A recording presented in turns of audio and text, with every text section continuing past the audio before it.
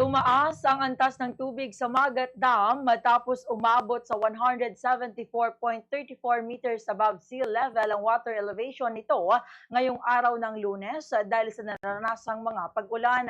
Sa panayam ng Bombo Radyo Kawayan kay Engineer Carlo Ablana, Division Manager ng Dam and Reservoir Division ng NIA Maris, sinabi nito na naitala ang inflow sa 690 cubic meters per second habang 15.5 cubic meters per second lamang ang pinakakawalang tubig para sa irigasyon.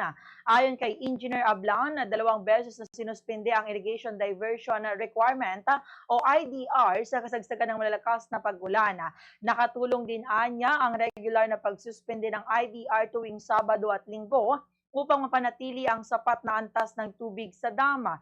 Ipinaliwanag nito na kung wala nang maranasang pag-ulan sa mga susunod na araw, posibleng unti-unting bumaba ang level ng tubig hanggang sa umabot sa base flow o normal flow. Gayunman kung magpapatuloy ang pag-ulan sa watershed area, maaari ring mapanatili ang kasalukuyang antas ng tubig sa reservoir. Samantala, pansamantalang nakahinto ang cloud seeding operations alinsunod sa umiiral na protocol na nagsasaad na dapat itong isuspende kapag may low pressure area o iba pang weather disturbance. Kapag na-lift na ito, ay maaari nang ipagpatuloy ang operasyon.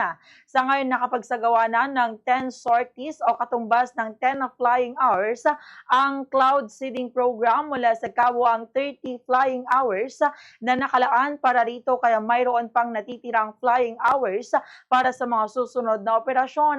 Ayon pa kay Engineer Ablan, malaking tulong ang pag-ulan sa mga pananim, particular sa mga palayan na nangangailangan ng sapat na supply ng tubig.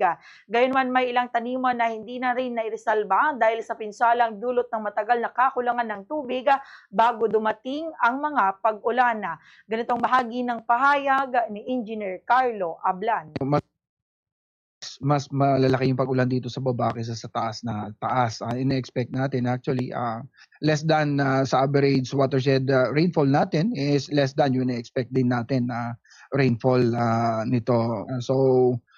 Dito nakapagtala tayo ng more than 20 CMS average nung mga nakaraang araw, but nitong last medyo mas mataas sa 20 CMS yung ating naitala.